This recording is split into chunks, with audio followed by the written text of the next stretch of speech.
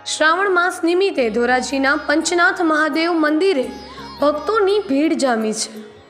શ્રાવણ મહિનો એટલે શિવની ભક્તિમાં લીન થવાનો મહિનો। આદિ ભગવાન શિવનું હિન્દુ ધર્મમાં ખૂબ જ મહત્વ છે અને શ્રાવણ માસમાં શિવ ભક્તો શિવ ભક્તિમાં મગ્ન થઈ જાય છે। ત્યારે ધોરાજીના સફુરા નદીના કિનારે બિરાજમાન પંચનાથ મહાદેવ મંદિર પર ભક્તોની ભીડ જોવા મળી હતી। શિવ ભક્તોએ જળાભિષેક બીલીપત્રથી પૂજા અર્ચના કરી મહાદેવને રીઝવવા ભક્તિ કરી રહ્યા છે। લોકવાયકા પ્રમાણે પાંડવોએ આ મંદિરની સ્થાપના કરી હતી, ત્યારે પૌરાણિક ગણાતું મહાદેવનું આ મંદિર લોકોની આસ્થાનું કેન્દ્ર છે।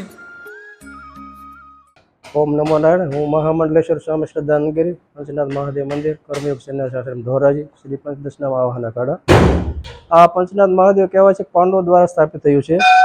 पांडवो ज्यारे वनवास आवे त्यारे कुंतामा साथे अहींया रोकायेला। एम कहेवाय छे के ज्यारे भीमे हेडुंबा साथे ओसम डोंगरमां लग्न कर्या त्यारे अहींया रोकायेला अने नदीनी सफोरानी अंदरथी 5 शिवलिंगो लई अने पधरावी पंचनाथ महादेव तो नाम आपी एवुं लोकवायका प्रमाणे आपणे जाणीए छीए। वर्षोथी परंपरा चाली आवे छे। दर सोमवारे बपोर पछी खूब मोटो मेळो भराय छे। अमासना दिवसे 3 दिवस सुधी सतत भाविक भक्तो आवी अने खूब पितरोने पाणी रेड़े छे। અહીં અમારા પંચનાથ મહાદેવના પટાંગણમાં અંદાજે 140 ખાંભીઓ છે જેના પૂર્વજો દેશ વિદેશોમાં રહેલા છે।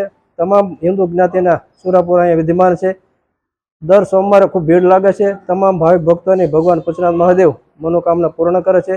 અંતમાં 3 દિવસ સુધી ખૂબ પાણી રેડી અને શ્રદ્ધાંજલિ અર્પણ કરી પોતપોતાની મનોકામના પૂર્ણ કરવા માટે પૂર્ણ શ્રાવણ માસની ઉપવાસના કરી સવારે 5 વાગ્યાથી ચાલુ છે 11 વાગ્યા સુધી આમ પબ્લિક માટે ખુલ્લું રહેશે। બપોર પછી શૃંગાર હોવાના કારણે આમ પબ્લિકને અંદર જવા માટે હોતું નથી। સવારના 5 વાગે આરતી મંગળા આરતી થાય છે, બપોરે પણ આરતી થાય, સાંજે શૃંગાર આરતી થાય છે, દીપમાળા પેટાવાય છે। ભાવિક ભક્તોનો ખૂબ ખૂબ સહયોગ અને ધોરાજીની પબ્લિક સાથ સાથ આસપાસના ગામના લોકો પણ આવી અને પોતાની મનોકામના પૂર્ણ કરે એવી અમારી અપેક્ષા છે।